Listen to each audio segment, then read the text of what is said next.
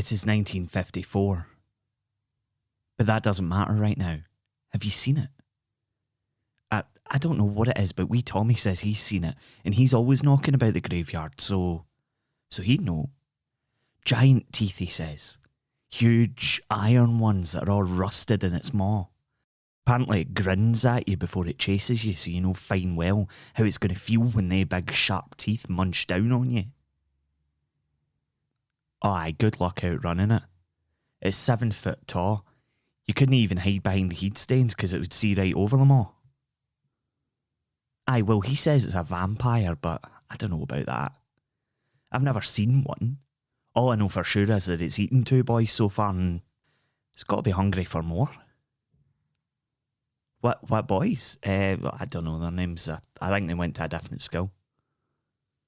Aye, well, it's not like the police are going to do anything about it, so we're all going to go down after school and batter it so that it can't hurt anybody else. And that's where Police Constable Alex Deeprose found them. Hundreds of school children in a cemetery in South Glasgow, armed with knives, sharpened sticks, big dods of wood, and basically any other kind of makeshift weapon you could think of. They told him that they were hunting a vampire, a 7 foot tall monstrosity that stalked Glasgow's southern necropolis.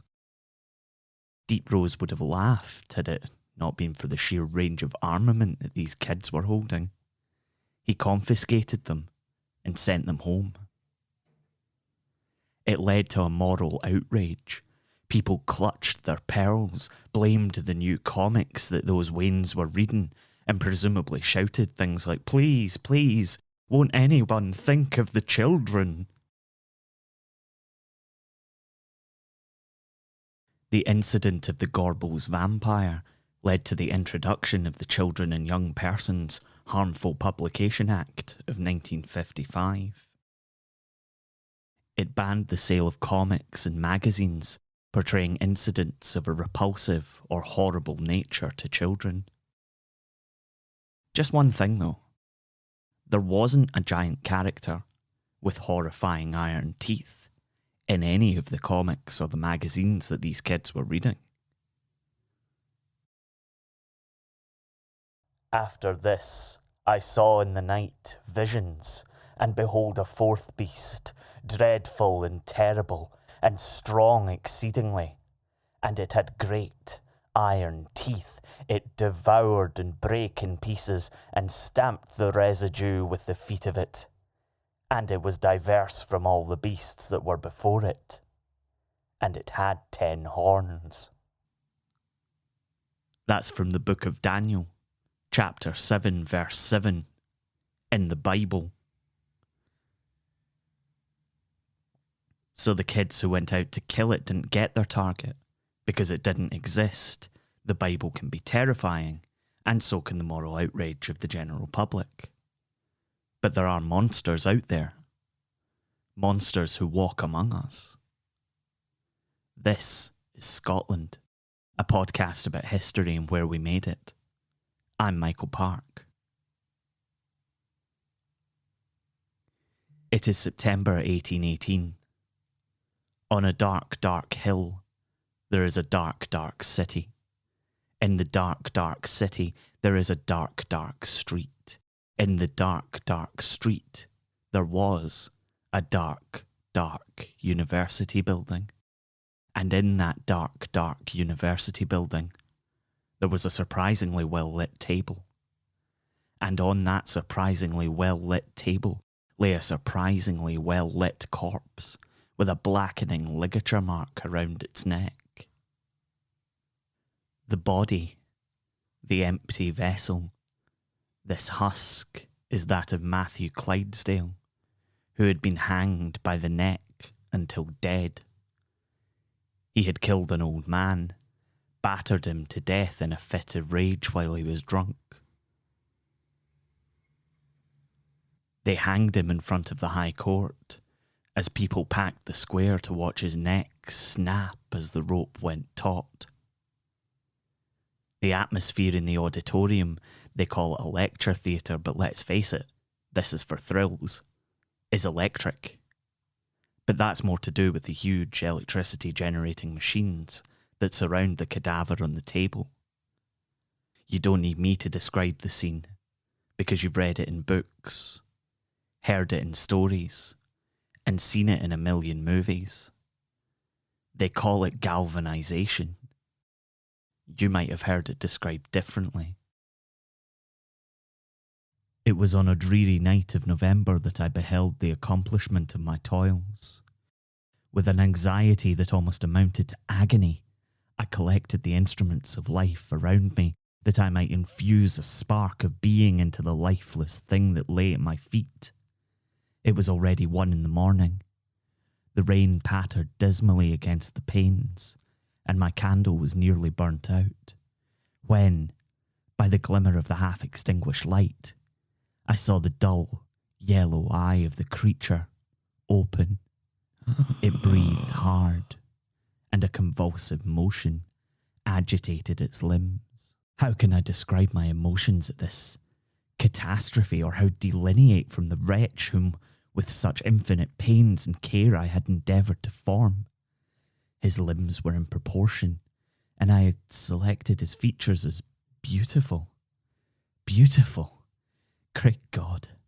His yellow skin scarcely covered the work of muscles and arteries beneath.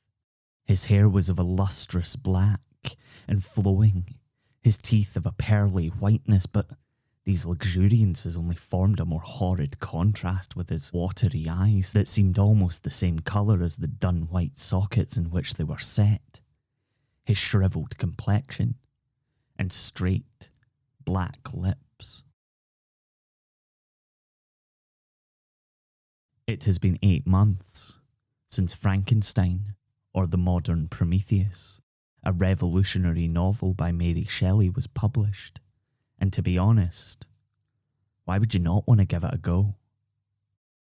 Medical science is still very much in the experimental stage, and they cut slits into the body as the assembled medical practitioners and rubberneckers in the stands look down, pretending to be shocked.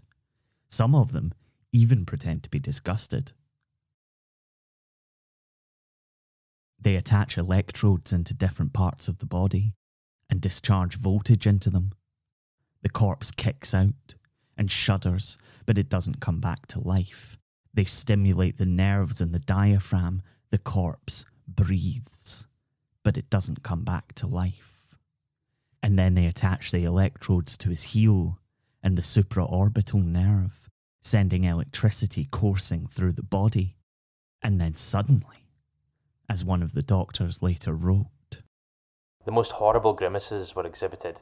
Rage, horror, despair, anguish, and ghastly smiles united their hideous expression in the murderer's face, surpassing far the wildest representations of a Fuseli or a Keane. At this period, several spectators were forced to leave the apartment from terror or sickness, and one gentleman fainted. The account of a Victorian writer and Wheel Kent Glasgow character who claimed to be there has the corpse then sit bolt upright on the table before the doctor in charge grabbed a scalpel and cut his throat, saving the city from a rampaging monstrosity. In actual fact, it was just gross watching a corpse contort and struggle under thousands of volts. Matthew Clydesdale was dead, never to return. After all, you can't use electricity to bring someone back from the dead. Or can you? Nah, just kidding. Happy Halloween.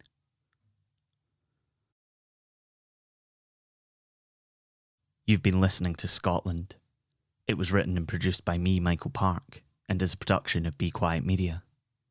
The music for every episode of Scotland is by our very own Lazarus, Mitch Bain. You can check out more of his work at mitchbain.bequiet.media. Jamie Mowat does amazing illustrations for us, which you can see in our episode art. See more and buy prints at tidlin.com. Scotland is supported by Chris Lingwood, Tony B, Mike McQuaid and listeners like you on Patreon. You can get loads more from us for as little as £3 a month at patreon.com/BeQuietMedia. You can find out more about the show and read transcripts on our website, scotlandpodcast.net. And we're on Twitter, Facebook, and Instagram too.